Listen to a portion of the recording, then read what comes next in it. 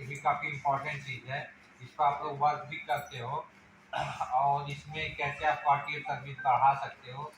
हमारे AWC में mainly आप देख रहे हो कि 6 कमेटी की बात कही गई है। इसमें पहली सबसे इम्पोर्टेंट तो गैस है, उसको सेकंड में रखें, लेकिन पहले हम क्वालिटी कमेटी की बात कर रहे हैं। G1.1 आप देखोगे कोबो लिंक पे जब आप भरोगे तो G1.1 क्वालिटी की कमेटी की इसकी मंथली मीटिंग होनी चाहिए। इसमें आप रिव्यू करोगे अपने कार्यों की, क्वालिटी ऑफ सर्विसेज की, कि कहाँ पर क्या क्या गैप है, अलग अलग प्रोग्राम की क्या क्या गैप है, उसकी क्वालिटी में क्या क्या गैप है, आपका जो एक्शन प्लान बना रहे हो उसके अनुसार क्या गैप है, उस पर जिक्र करोगे। पेशेंट सेटिस्फेक्शन सर्वे पर क्या गैप है, किस एक्टिविटी पर गैप है, उस पर आप चर्चा करोगे, उसके आगे कंप्लायंस का काम करोगे। सेकेंड है जैस। जैस जो है वो आपकी सबसे इम्पोर्टेंट कमेटी होती है, उसी के नीचे जितनी कमेटियां सब कमेटी है। जैस सबसे इम्पोर्टेंट कमेटी आप लोग जानिए, जैस आयोग समिति। इसके जो प्रेसिडेंट होते हैं वो आपके ग्राम प्रधान होते हैं और सह सचिव आपके CHO होते हैं और उसमें सह सचिव आई थिंक MO होते हैं। ये जैस में भी आप लोग का फाइनेंशियल अथॉरिटी रहती है, जैसा आप लोग जानते हो। तो इस समय आप जो जैस में आप जिक्र करिए क्या नाम है कि आगे क्या क्या गैप्स हैं, इंफ्रास्ट्रक्चर से रिलेटेड क्या गैप है, उस गैप को आप जैस में रखकर पारित करवा कर आप CDO सर या DM सर के थ्रू उसे पूरा करवा सकते हो। ये आपके लिए अच्छा मौका है। इस समय PS सर इस पर काफ़ी फोकस भी किए हुए हैं। तो आप इस कमेटी को जल्दी जल्दी बैठक कर प्रधान सर के और मदर PSC के जो भी MO है आपके, उनके साथ बैठकर इंफ्रास्ट्रक्चर से रिलेटेड जो भी गैप है, क्योंकि आपके अनटाइड फंड एक लिमिटेड है 35,000 है, उसमें बहुत सारे काम रहते हैं, उससे आप इंफ्रास्ट्रक्चर के गैप पूरा नहीं कर सकते हो। तो इसमें आप एक्शन प्लान बनाकर ग्राम प्रधान सर के अध्यक्षता में पारित करवा कर MO सर भी रहेंगे, तो आप अपने BDO के थ्रू BDO सर को या डायरेक्ट CDO सर को या MO सर के थ्रू DHS में जैसे भी है, जो भी चैनल आप यूज करें, मेनली अच्छा चैनल ही रहेगा। BDO सर के थ्रू आप CDO सर के पास भेजते हैं तो बहुत जल्दी इस पर वर्क हो जाएगा। आपके इंफ्रास्ट्रक्चर में जो कमियां हैं वो पूरी हो सकती हैं। फिर D4.3 आप देखेंगे कोबो लिंक पे जब भरेंगे तो उसमें AAA आशा एनम आंगनबाड़ी कमेटी की बात कही गई है। वो मंथली मीटिंग होती है, एनम के अध्यक्षता में होता है। उसमें एनम आशा आंगनबाड़ी रहती हैं, आशाओं और एनम की जो भी समस्या है ग्राउंड लेवल पर उस पर चर्चा होती है। इससे रिलेटेड आगे का जो वर्क प्लान होता है एनम अपना बताती है कि कैसे हमें फील्ड में वर्क करना है, जो आपका इम्यूनाइजेशन या अवेयरनेस से रिलेटेड जो भी चीज़ें होती हैं। तो ये मंथली मीटिंग होती है। ये आई थिंक सब जगह हो रहा होगा, नहीं भी हो रहा होगा तो इसको प्रॉपर वे में करवाइए। ये आपका गाइडलाइन में भी है और आपके थ्रू किया भी जाता है। पहले तो प्रिंटेड रजिस्टर इसके थे, प्रिंटेड रजिस्टर अगर हो तो बहुत अच्छी बात है, ना हो तो उसको आप जो पहले के प्रिंटेड रजिस्टर है उसी के अनुसार आप न्यू रजिस्टर पर आप उसको पूरा करिए। फिर आप जब चेकलिस्ट उठाएंगे D5.1 और D5.3 में VHSNC की बात करें, village health sanitation and nutritional committee, इसमें आपको रिव्यू हेल्थ प्रमोशन करना रहता है। VHND सेशन से रिलेटेड चीजें इसमें कही गई हैं।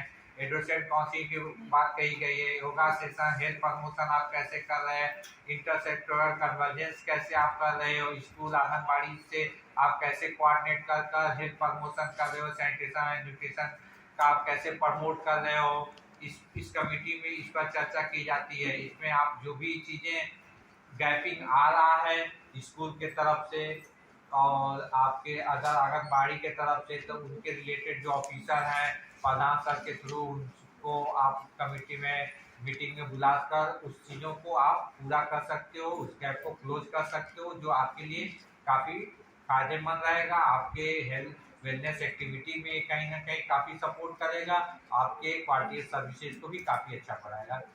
फिर जब आप D5.2 में आएंगे तो पेशेंट सपोर्ट ग्रुप की बात कही गई है।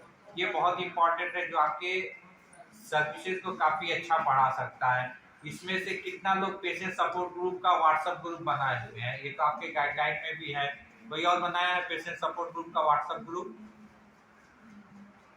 इसकी कमेटी आप मीटिंग आप जैस के ही अंतर्गत करवा सकते हैं। इसमें आपको एक व्हाट्सएप ग्रुप से ध्यान से सुनिए करना क्या है। इस पेशेंट सपोर्ट ग्रुप का क्या फंक्शन है, क्या रोल है, इसमें करना क्या है। एक तो कमेटी बनाना है, कमेटी में मीटिंग में बुलाना है, तो उससे बहुत ज्यादा फायदा नहीं हो पाता है। देखिए आप व्हाट्सएप ग्रुप बना लेते हो, उसमें तो सबसे पहले आप मदर पीएससी के एमओ, प्रधान सर, आप एएनएम जितने आशाएं हैं उनको ऐड करना है, प्लस आपके एरिया के जो अच्छे पर्सन हो, जिससे आपकी लाइजनिंग अच्छे हो, अच्छे पर्सन हो, चाहे वो स्कूल टीचर हो या सोशल वर्कर हो या आपके आशापति हो जो आपके कहीं ना कहीं हेल्प करते हो, एएनएम पति हो या किसी मंदिर के पुजारी हो, मस्जिद के मौलवी हो या क्रिश्चियन बेल्ट हो तो उनके पादरी हो, जो भी आपके पर्सन अच्छे हों जिससे आपका कोऑर्डिनेशन अच्छा हो, आपको लग रहा है सपोर्ट कर सकते हो, उनको उस ग्रुप में डालना है। इसके बाद जो पेशेंट सही हो चुके क्रोनिक डिजीज से लाइक टीबी, मलेरिया, प्लस ऐसे मरीज जो जिनका बीपी शुगर लगातार कंट्रोल चल रहा है उनको रखना है। तो ये लोग तो सपोर्टिंग पर्सन हो गए आपके पेशेंट सपोर्ट ग्रुप के, ये लोग सपोर्टिंग पर्सन हो गए। अब सपोर्ट किसको करना है उसको रखना है। जैसे किसी की टीबी की दवा चल रही हो, किसी का बीपी शुगर अनकंट्रोल चल रहा है, वो दवा प्रॉपर नहीं ले रहा है या हेल्थ कॉन्शियस नहीं है, उनको रखना है। जिनको सपोर्ट, ये तो सपोर्ट वाले पर्सन हुई है, जिनको सपोर्ट करना ये लोग है। मलेरिया फैलेरिया के जो पेशेंट हो, प्लस जो क्रोनिक डिजीज के पेशेंट हो, कैंसर के पेशेंट हो, और इन लोगों को इसमें भी रखना है। तो एक तो पेशेंट को सपोर्ट करने वाले पर्सन हो गए, अब किसको सपोर्ट करना है वो पर्सन हो गए। और इस ग्रुप में आप जो भी एक्टिविटी कर रहे हो, आपका योगा सेशन का कोई डेट डिसाइड है वो लिख दो, या हेल्थ कैलेंडर के अनुसार, क्योंकि हेल्थ कैलेंडर आपके फैसिलिटी पर आता है, सबको तो पता नहीं रहता है कि किस डेट पर आप कौन सा आप हेल्थ प्रमोशन कर रहे हो। उसमें वो डेट लिखो कि इस तारीख को योगा सेशन है, योगा डे है, इस तारीख को डिवर्मिंग डे है, तो आप उसमें डालोगे तो वहाँ पे जो भी आशाएं हैं ना हम लोग पता चलेगा, एवर करेंगे, या जो अच्छे पर्सन हो एवर करेंगे, जिससे आपको सपोर्टिंग पर्सन जो है और किसको सपोर्ट करना है वो चीज़ पता चल जाएगा। प्लस जो टीबी के पेशेंट सही हो चुके, खासकर टीबी के, उनके द्वारा आप एक आध लाइन उनसे लिखवाइए, आपका ये फोन करके एक आध लाइन आप लिखिए कि हम रेगुलर दवा लिए हैं सरकारी हॉस्पिटल से, गवर्नमेंट हॉस्पिटल से, तो मैं इससे सही हो गया हूँ। तो वो जब अपना एक्सपीरियंस उस ग्रुप में शेयर करेंगे तो जो उसमें उस ग्रुप में जिनकी दवा चल रही है उनके एक्सपीरियंस से वो भी थोड़ा सा जागरूक होंगे, जिससे आपको बहुत हेल्प मिलेगा। या बीपी शुगर के जो कंट्रोल लगातार कंट्रोल पेशेंट चल रहे हैं उनको भी बोलिए आप फोन करके कि आप इसमें 2 लाइन लिखिए हिंदी में कि हम कैसे सही हुए, कैसे हम अपना एक्टिविटी कर रहे हैं, या कैसे डाइट कंट्रोल कर रहे हैं, या कैसे हम एक्टिविटी में या वेलनेस एक्टिविटी में पार्टिसिपेट कर रहे हैं। तो अपना एक्सपीरियंस लिखेंगे, अपना साझा करेंगे, तो जिनका अनकंट्रोल चल रहा है उनको भी अंदर भी अवेयरनेस आएगा कि हम भी अगर इस तरह करें तो मेरा भी बीपी शुगर कंट्रोल करेगा। तो इस ग्रुप का बहुत इंपॉर्टेंट है। इस ग्रुप को आप लोग आज ही आपको व्हाट्सएप ग्रुप बना लीजिएगा, सबका नंबर आपके पास है ही है, इसको जरूर बना लीजिए। फिर लास्टली आता है E5.2 ट्रीटमेंट मॉनिटरिंग कमेटी। इसके अंतर्गत जो आप ट्रीटमेंट लिखते हो या एएनएम बाने जो भी दवाइयाँ क्लाइंट को देती हैं, प्रसूता महिलाओं को जो भी आयरन या आयरन की गोली, आयरन सुक्रोज देती है हीमोग्लोबिन कम होने पर, तो इसकी जैस में भी जब एमओ सर आते हैं तो उनसे मॉनिटरिंग करवा लीजिए। आप भी जो ट्रीटमेंट लिखते हो एक कॉपी आपका ओपीडी का रहता है, ओपीडी जब लिखते हो क्या ट्रीटमेंट लिख रहे हो सिर्फ अलाइनमेंट लिखकर, तो एक बार उनसे मॉनिटरिंग करवा लीजिए कि आप जो ट्रीटमेंट लिख रहे हो या एएनएम जो भी दवाई क्लाइंट को दवाइयाँ दे रही हैं वो प्रॉपर डोज में दे रहे हैं कि नहीं दे रहे हैं। उस कमेटी में अपना रजिस्टर पर लिखवा लीजिए। अगर कोई चीज़ सही है तो ठीक है, नहीं सही है तो उसमें क्या सुझाव है एमओ सर का, उनसे वो सुझाव लिखवा लीजिए।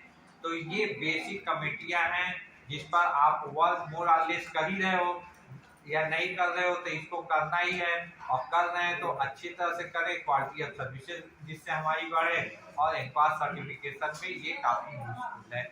इससे रिलेटेड कोई अगर किसी को कोई क्वेश्चन है तो पूछ सकता है।